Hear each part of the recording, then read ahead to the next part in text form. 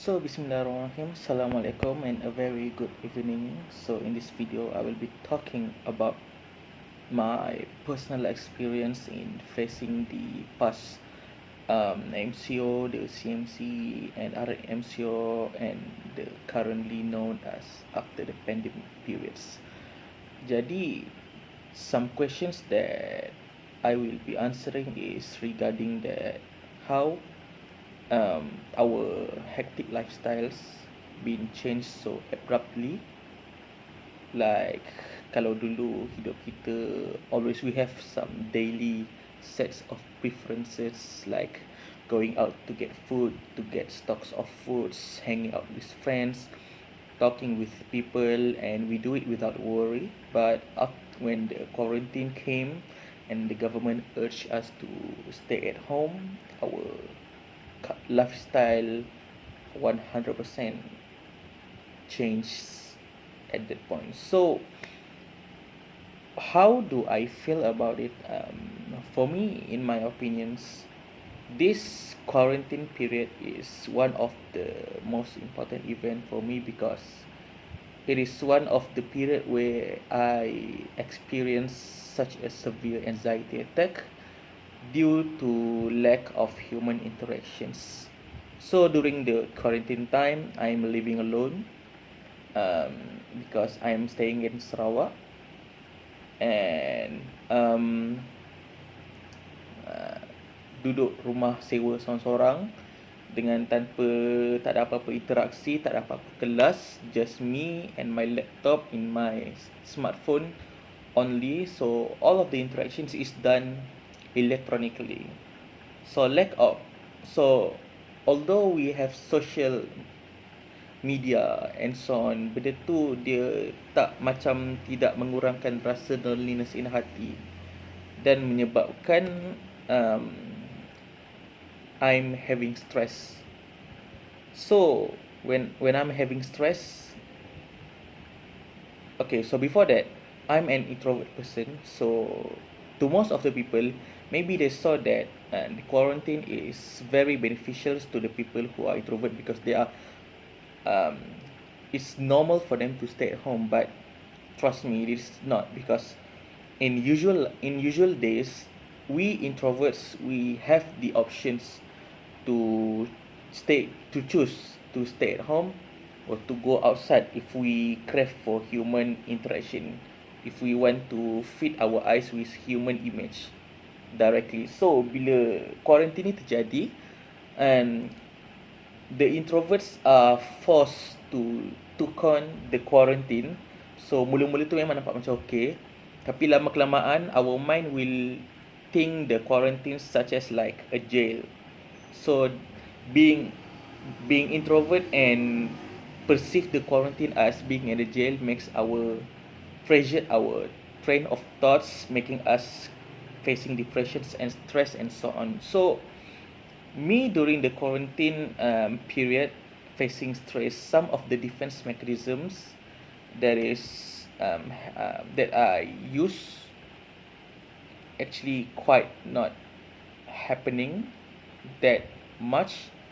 And like some of it is like first is denial, refusal to accept the reality. I refuse to accept that I cannot meet my friends and all of my friends are going back home and I am alone at home, at the house in Kota Samarahan. So I refuse to accept that as my reality. So some of the defense mechanism in coping stress is supposed to be repressions, which is blocking out threatening thoughts from the past. But during the quarantine period, sitting alone in the room with just laptop and smartphone, uh, that's not gonna help me from remembering the past. That's make me wanted to throw back into the past. So all re- repressions mechanisms doesn't work that way for me because I look into the past, both good and bad memory, and that makes me suffer anxiety from remembering all the bad memories. And some of the defense mechanism that I use, which is rationalizations, when I'm actually very heavily affected by the all of the emotions accumulating in my trains of thought. and I thought that I didn't want to do anything, so I decided to talk to my ESCO in MPP about me resigning from the positions of secretariats. And although we have a little bit of communication regarding of why I want to drop out, because we have agreed to letting me to be secretariat to challenge myself, but I just justify my behaviors by giving reasonable that I think reasonable for me, but it is actually quite false to think that it is my um, I'm just using my pain as an excuse to get out from the problems.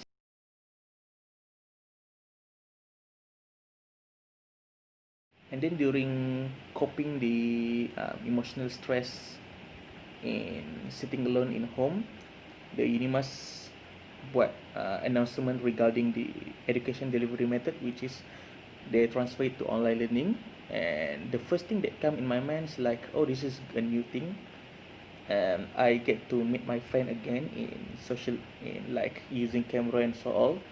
But the thing is, the first thing that come in my mind is for those who stay in pedalamans, how they gonna participate in the class, how they're gonna do this, how they're gonna present. And when I'm thinking of them, I'm thinking about myself also, because I didn't have Wi-Fi and I'm using data, so it's really cost a lot for me to enter the class. Like 1 GB for sessions, that is very expensive for a student like me to pay. And doing the presentations and so on, it suddenly got to me and I was overthinking. And being overthinking actually is very bad, because it puts me in a whole bigger problems, which is we are starting in class, but I'm facing a new situations of stress. So that is really hard.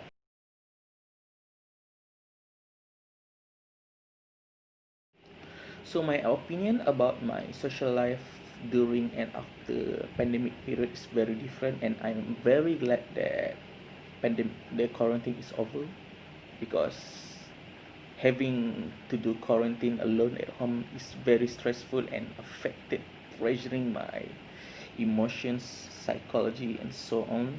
So um, my opinion is like, during the pandemics, I lost contact towards many people, because they tend to sleep. And having, bila seorang tu dah duduk lama sangat di rumah, mereka tidak lagi menggunakan smartphone untuk tunjukkan apa yang mereka sedang buat, tetapi mereka kind of turn off the social media, sebab dah terlalu lama sangat di rumah. And the same thing happened to me juga. And I'm like, bila both of the party dah jadi benda tu, we have less of social interaction with each other, making my social life during the quarantine sessions is very very less active than before, which is why I'm going to relate with the pyramid of self-actualizations by Abraham Maslow. And I think I want to put myself in the belongingness and love needs, because during the quarantine period, I lost contact with my family, and I lost contact with my friends. I even broke up with my girlfriend during some salah fahaman. Dan all of that make me crave for human interaction.